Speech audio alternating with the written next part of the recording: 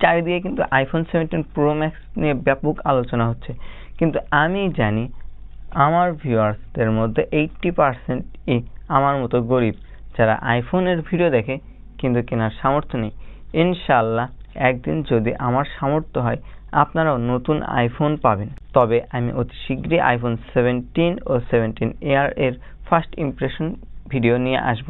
যাই হোক, ওই দিকে না যাই, আজকে আপনাদের সাথে আলোচনা করব গ্যালাক্সি A07 নিয়ে। বর্তমানে এই ফোনটি বাংলাদেশে আনঅফিশিয়ালি 19,500 টাকায় পাওয়া যাচ্ছে। যেহেতু আনঅফিশিয়াল ফোন, তাই আমরা আনঅফিশিয়াল হিসেবেই অন্যান্য ফোনের সাথে তুলনা করব এবং অফিশিয়াল ফোনের থেকে অবশ্যই এতে বেশি থাকা উচিত। প্রথমে ডিজাইন নিয়ে বললে, ফোনটা কমপ্লিটলি বক্সি টাইপের প্লাস্টিক বডি পাওয়া যায় গ্রে, লাইট ভায়োলেট ও ডার্ক গ্রিন রঙে। প্রয়োজনীয় সব পোর্টস ও বাটন থাকতেছে, তবে স্টিরিও স্পিকার নেই এবং 3.5 মিলিমিটার ইয়ারফোন জ্যাক রয়েছে। স্যামসাং কিন্তু তার আগের অনেক ফোনে এই 3.5 মিলিমিটার ইয়ারফোন জ্যাক দেয়নি, বাট যখন মানুষ তার এই ফোনগুলো কেনা কমে দিল, তখন কিন্তু স্যামসাং সবকিছু আবার আগের মতো দেওয়া শুরু করেছে, এমনকি বক্সের চার্জার এবং ব্যাক কভারও দেওয়া শুরু করেছে। তো এটা নিয়ে আমি পরে কথা বলতেছি। এর দৈর্ঘ্য 167.4 মিলিমিটার, প্রস্থ 77.4 মিলিমিটার এবং থিকনেস 7.6 মিলিমিটার, ওজন 184 গ্রাম। এতে কিন্তু IP54 এর রেটিং থাকতেছে, অর্থাৎ বুঝতেই পারতেছেন হালকা পাতলা পানি লাগলে কিছুই হবে না প্রথম 2 থেকে 3 বছর।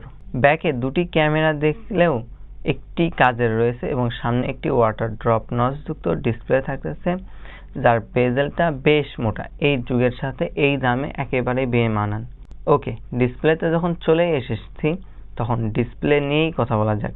এতে থাকতেছে IPS LCD ডিসপ্লে, যার size 6.7 inch, resolution 720x1600 pixel, aspect ratio 20:9, PPI 262, screen to body ratio 83.6%।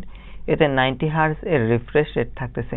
তো ডিসপ্লেতে আমরা দেখতেই পারতেছি অনেক কমতি আছে, কারণ এই বাজেটে অফিসিয়াল অনেক ফোনে আমরা full HD plus 1.5K resolution, 120 hertz এর AMOLED punch hole symmetrical bezelless curve display দেখতে পাই। তো এই ক্ষেত্রে কিন্তু অনেকটাই কমতি থাকতেছে, কারণ আনঅফিসিয়াল ডিসপ্লে হিসেবে এখানে আরো বেশি থাকা উচিত ছিল। এবার যদি হার্ডওয়্যার ও সফটওয়্যার নিয়ে বলি, এখানে থাকতেছে অ্যান্ড্রয়েড 15 এর উপর One UI 7 এবং আপনি 2 থেকে 3 বছরের মেজর অ্যান্ড্রয়েড আপডেট ও সিকিউরিটি আপডেট পাবেন।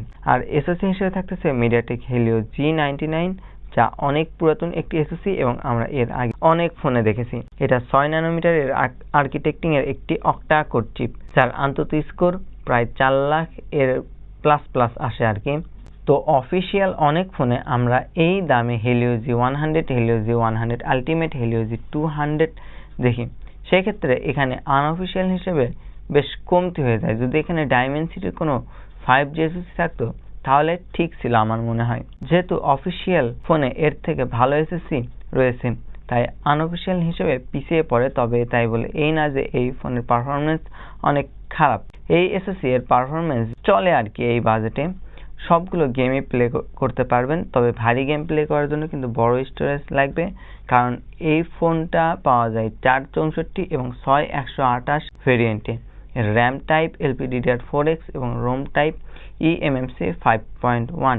এখানে কিন্তু এদের UFS স্টোরেজ ব্যবহার করা উচিত ছিল, অথবা eMMC 5.1 ব্যবহার করার জন্য এই একই দামে 128 ও 256GB ভেরিয়েন্ট রাখা উচিত ছিল। এই দিক থেকে কিন্তু অনেকটাই কমতি হয়ে যায়। তবে One UI 7 থাকার জন্য কিন্তু বেশ ক্লিন একটা UI পাবেন। দামি UI হলেও সেরকম ফিল পাবেন না, কারণ এসওসি ও স্টোরেজ তেমন ভালো না এবং ডিসপ্লেতে 90 হার্জের নর্মাল রিফ্রেশ রেট রয়েছে। আমরা এর আগে 12-13 হাজার টাকার ফোনেও কিন্তু 120 হার্জের রিফ্রেশ রেট দেখে এসেছি। অ্যাপ চালু হতে একটু দেরি হয় এই কারণেই। তবে পাবজি, ফ্রি ফায়ার খেলতে কোনো সমস্যা হবে না। বেটার রেজাল্ট পেতে গ্রাফিক্সটা আরও কমিয়ে দিবেন, তাহলে লং টাইম গেম প্লে করতে পারবেন। আর হাই সেটিংসে প্লে করতে গেলে কিন্তু ল্যাগ, ফ্রেম ড্রপ দেখতে পারবেন। এবার আসি ক্যামেরায়। ক্যামেরা হিসেবে থাকতেছে 50 মেগাপিক্সেলের মেইন, 2 মেগাপিক্সেলের ডেপথ সেন্সর ক্যামেরা, ফ্রন্টে থাকতেছে 8 মেগাপিক্সেল এর একটি সেলফি ক্যামেরা। ছবির কোয়ালিটি নিয়ে আমার কোনো কমপ্লেন নেই। এই বাজেটে মোটামুটি বেশ ভালো ছবি পাবেন। কালার স্যামসাং এর অ্যাজ ইউজুয়াল টাইপের পাবেন। Social media ready type, highlight, balance ও ডাইনামিক রেঞ্জ বাজেট অনুযায়ী ঠিকঠাক রয়েছে। তবে লো লাইট বা রাতের বেলায় ছবি তেমন ভালো দিতে পারে না। নাইট মোড অন করে নিলে তখন চলনসই একটা ভালো ছবি পাবেন। সেলফি ক্যামেরাটাও সেই একই রকম, ফেসটাকে একটু সাদা করে দিবে, গ্লো করবে ফেসটা, ফেসকে ডলা দিয়ে ঘষে সফট করার একটা প্রবণতা রয়েছে, সুন্দর লাগবে আর কি।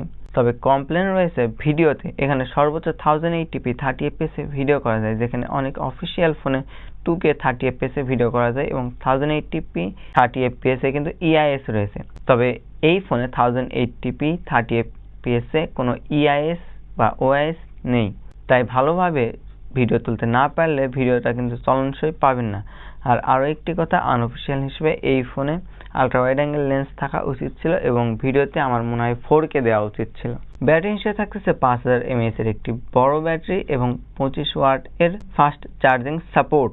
তবে বক্সে ছিল 15 ওয়াটের চার্জার।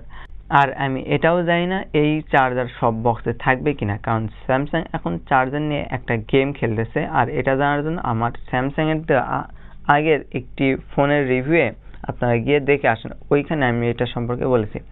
সর্বশেষ, এটা একটি 4G ফোন, এতে ডুয়েল সিম ও একটি SD কার্ড স্লট রয়েছে, EDGE GPRS VoLTE HSP Wi-Fi 5 Bluetooth 5.3 GPS mass storage support থাকতেছে।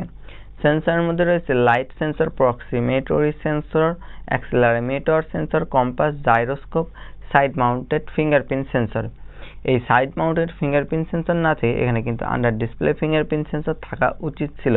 তো আমি এই ফোনের সমস্ত ভালো এবং খারাপ দিক নিয়ে বললাম, এখন আপনারাই ভাবেন এই ফোনটা এই দামে আনঅফিসিয়ালি কেনা উচিত কি না, আর ভেবেচিন্তে আপনাদের টাকা আপনারা খরচ করবেন।